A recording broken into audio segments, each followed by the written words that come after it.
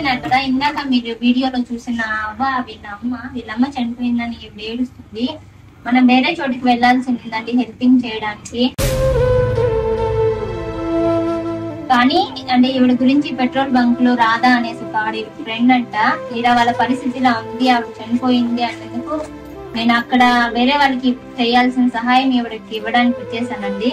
అందుకే నేను ఇంకా పెద్దగా ఏమి తెలుసుకోవాలనుకోవట్లేదు. బాధలో ఉన్న వాళ్ళని మనం మాట్లాడించినా పెద్దగా ఇదేమి ఉండదండి. పాపం వాళ్ళ బాధ తప్పించి ఇంకేం ఉండదు. ఏడవ ఎప్పుడు చనిపోయారు మేము?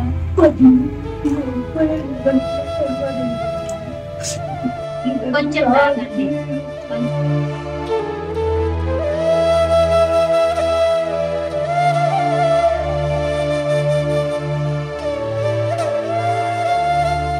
ఎవరో ఎప్పుడో ఒకప్పుడు చనిపోవాల్సిందే అక్క. కానీ మన కళ్ళ ముందు మన అమ్మ వాళ్ళు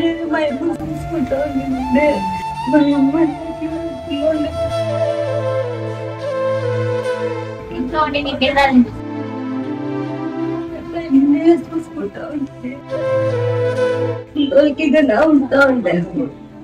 ఇప్పుడు ఎవరు తోడు లేకుండా పోయారు.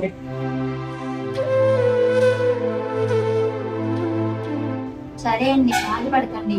ఇప్పుడైతే అక్క నేను చేసిన సహాయం అయితే ఒక రైస్ ప్యాకెట్ మీకు ఇస్తానండి. మీరు ఆల్రెడీ బాధల్లో ఉన్నారని చెప్పారు వాళ్ళు.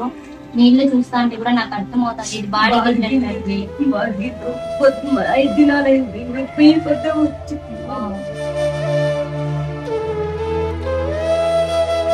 సర్లేండి అక్క, మీరు బాధలో ఉన్నారు. నేను మీకేమి చెప్పాలనుకోవట్లేదు. ఎందుకంటే ధైర్యంగా ఉండండి.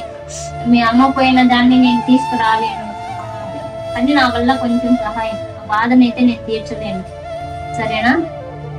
కొంచెం ఇవి సరుకులు ఉన్నాయి అక్క ఇందులో. సరేనా? ఈ డబ్బాలో సరుకులు ఉన్నాయి. ఇది బియ్యం ప్యాకెట్.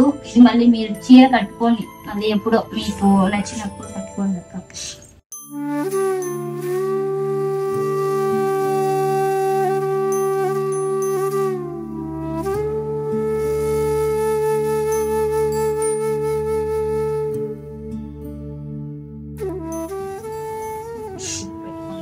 సరేనా?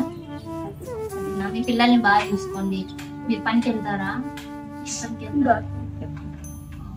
ఏదన్నా మేస్త్రి పని ఇవి చేస్తారు కదా.